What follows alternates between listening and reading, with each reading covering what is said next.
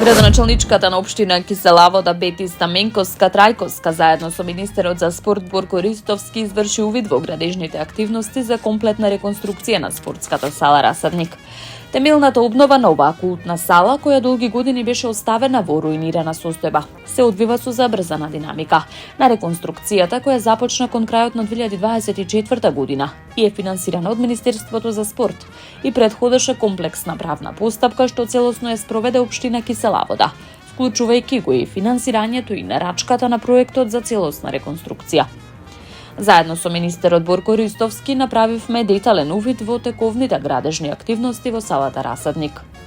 Како локална самоуправа општина Киселавода тогаш, предводена од мојот претходник Ѓорѓиевски, ја водеше целата постапка од правната подготовка до изработката на проектот. Задоволна сум од тоа што го видовме на терен и од степенот на досега извршените работи. Благодарна сум на министерот за обезбедените средства, затоа што токму ваквата силна институционална подршка овозможува Расадник конечно да се обнови и да го врати своето вистинско место во спортскиот живот на општината, истакна Стаменковска-Трајковска. Таа вели дека оваа сала некогаш била дом на спортскиот клуб Вардар и искрено се надева дека повторно ќе го добие тој статус.